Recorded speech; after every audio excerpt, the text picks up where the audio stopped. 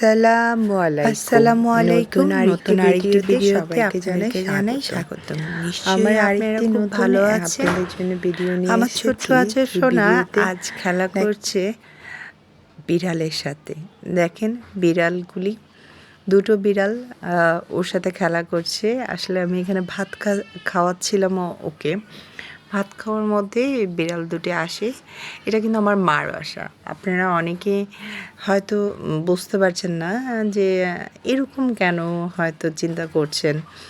ঢাকা শহরে এটি হচ্ছে আমার মার বাসা।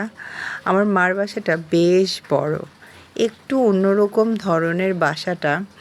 একদিন আপনাদের সাথে সেই পুরো বাসার ভিডিওটা শেয়ার করব। ঢাকা শহরে বর্তমানে এরকম বাসা খুব পাওয়া একটা মুশকিল। আমি ঢাকার মেয়ে, ঢাকায় বড় হয়েছি, সবসময় ঢাকায় থাকি। আমার কোনো গ্রামের বাসা নেই। আমার বাচ্চা দুটি কিন্তু আমার বাসাটা অনেকটা গ্রামের মতনই দেখতে, কিন্তু গ্রাম গ্রাম লাগে। তাই একটু আশেপাশে পরিবেশটা একটু ম্যাসি ম্যাসি টাইপের, মানে সেই টাইলসের চকচকা কিন্তু বাড়িঘর না। আমার বাড়িঘরটি খুব তাড়াতাড়ি এরকম স্মৃতি আর হয়তো থাকবে না, কারণ বাড়িঘরটি খুব তাড়াতাড়ি আমরা কোম্পানির মাধ্যমে ডেভেলপারকে দিয়ে দিয়েছি। ডেভেলপারকে দেওয়ায় মানে আমার কিন্তু একটু মনই খারাপ হয়ে গেল, কারণ সেই আগের একাকিত্ব, একান্নবর্তী পরিবার সবাই চলে যাবে যার যার ফ্ল্যাটে, যে চলে যাবে যার যার দরজা বন্ধে। তখন কিন্তু আমরা আর কেউ কাউকে সামনাসামনি চাইলেও দেখতে পাবো না। তখন বেল দিয়ে দরজা নক করে তাকে দেখতে হবে। আমাদের শহরে, ঢাকা শহরে সবারই ইচ্ছে সুন্দর একটা সাজানো গোছানো ফ্ল্যাটে থাকার, পরিপাটি একটি জায়গায় থাকার। পরিপাটি ফ্ল্যাট না হলে কারোই যেমন মনটা তেমন ভালোই লাগে না। পরিপাটি ফ্ল্যাট যেমন দেখতে ভালো লাগে, পরিপাটি গোছানো পরিবারটা দেখতেও ভালো লাগে। আসলেই কি আমরা এই ঘরটির মধ্যে পরিপাটি? মনে হয় না। পরিপাটির মধ্যে রয়েছে আমাদের জীবনের সব কিছু, যেমন একটি বন্ধ ঘরে আবদ্ধ। বন্ধ ঘরের এই আবদ্ধতার মধ্যেই কেমন জানি জীবনটাও আবদ্ধ হয়ে যাচ্ছে। আমরা একে অপরকে কোথায় জানি আটকে দিচ্ছি। কারোর সাথে তেমন ঠিক মতো যোগাযোগ হচ্ছে না, সবাই যে যার মতন রয়েছে। অথচ আমাদের এই পরিবারে, এই বাসাটাতে আগে আমরা সবাই ছিলাম। আমার ভাই বোন, চাচাতো ভাই বোন, আমাদের পরিবারটি বেশ বড়। 6 চাচার মধ্যে এই বাসাটি আছে। দাদা দাদিও ছিল এক সময়, আজ আর তারা নেই। তারা রয়েছে কবরের অন্ধকারে। সাথে কিন্তু রয়েছে আমার 2 চাচাও। এক চাচাও কবরের মধ্যে রয়েছে আমার বাবাও কবরের অন্ধকারে চলে গেছে। এখনও রয়েছে 3 চাচা বেঁচে রয়েছে। 3 চাচার মধ্যে মেজো চাচাও অনেক অসুস্থ হয়ে গেছে। আগের মতন পরিবারে প্রাণ উজ্জ্বল বলতে কোনো কিছুই নেই। সব কিছু যেমন কেমন এলোমেলো হয়ে গেছে। ভাই বোনরাও কেমন বড় হয়ে সবাই যার যার মতন করে গড়ে তুলেছি সংসার। সবাই এক একজন এক এক জায়গায় চলে এসেছি। আমরা 3টা বোন, 3টা বোনই 3টা জায়গায় থাকি। মা থাকে একা বাসায়, সেও তার দিন কাটে কখন আমরা 3টা বোন একসাথে হব, আর বাসায় কখন একটা মিলন মেলা হবে তার নাতি নাতনিদের।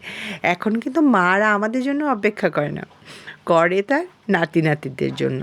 আমার মার কিন্তু বর্তমানে 4টা নাতি, 4টা নাতি না, ভুল বলে ফেলেছি, 5টা নাতি নাতনি। এই 5টা নাতি নাতনির মধ্যে আমার মা কিন্তু এখন সুখ খুঁজে পায়। এখন কিন্তু সে আমাদের থেকে বেশি ভাবে তার নাতি নাতনিদের কথা। তার নাতি নাতনিরা কী খাবে, কোনটা তাদের ভালো লাগবে, এটা নিয়েই চিন্তা করে আমার মা।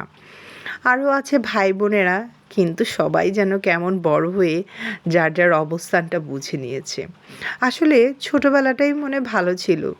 আসলে আমরা বড় হওয়ার বড় হতে চাইতাম, কিন্তু কারো অবস্থানটা বুঝতে চাইতাম না। বড় হয়ে আমরা এখন নিজে স্বার্থপর হয়ে গেছি। চলতে চাই একা, বুঝতে চাইও একা। কেউ কারো সাথে এখন আর থাকতেই চায় না। কারোর সাথে থাকতে গেলে মনোমালিন্য হয়, মান অভিমান হয়। কেমন জানি হারিয়ে গেল সেই সোনালি দিনগুলো। আমার বাসায় আগে এত মানুষ ছিল, আমি এত বড় ফ্যামিলিতে বড় হয়েছি, এসে পড়েছি ছোট্ট একটা ফ্যামিলিতে। আমার শ্বশুরবাড়ির পরিবারে কিন্তু গুটি কয়েক মানুষ হাতে ধরে, তার মধ্যে থাকে না কেউই, আমি, আমার হাজব্যান্ড আর 2টি বাচ্চা। আমার শ্বশুর শাশুড়িও থাকে কর্মসূত্রে, তারা অন্য জায়গায়। সেখানে আমার পরিবার থেকে উঠে আসা কেমন জানি মনে হয় আমি একটু বদ্ধ ঘরে আটকে গেছি।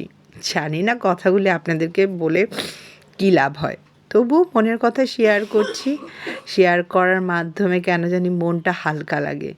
মাঝে মধ্যে মনে হয় আপনাদের সাথে কিছু কথা শেয়ার করলে মনের ভিতর থেকে কিছু বোঝা যেমন কমে যাচ্ছে।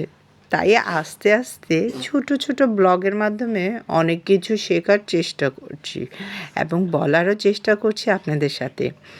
শেয়ার করছি আমার ছোট ছোট মনের কথা। আপনারা কিন্তু অবশ্যই আমার সেই মনের কথাগুলো মনের মধ্যে দাগ কেটে নেবেন না। এটা কিন্তু জাস্ট আমার মনের কথাই আপনাদেরকে বলার জন্য। সবাই ভালো থাকবেন এবং সুস্থ থাকবেন এবং বেশি বেশি আমার ভিডিওটি দেখে লাইক, কমেন্ট, শেয়ার করে পাশে থাকবেন। আর সবাই ছোট্ট আমার আজরাব সোনার জন্য দোয়া করবেন।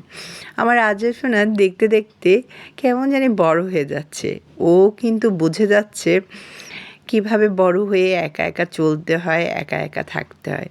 কেন জানি মনে হয় ওর এই বড় হওয়াটা আর বড় হতে না দিই, এইটুকুই বয়সে আটকে দেই ওর জীবনটা, কিন্তু সেটা তো আর সম্ভব না। সবাই ভালো থাকবেন, সুস্থ থাকবেন, সবার মঙ্গল কামনায় আবার আরেকটি ভিডিওতে দেখা হবে, কথা হবে। আল্লাহ হাফেজ। সবাইকে জানাই আমার তরফ থেকে অনেক অনেক ভালোবাসা এবং শুভেচ্ছা।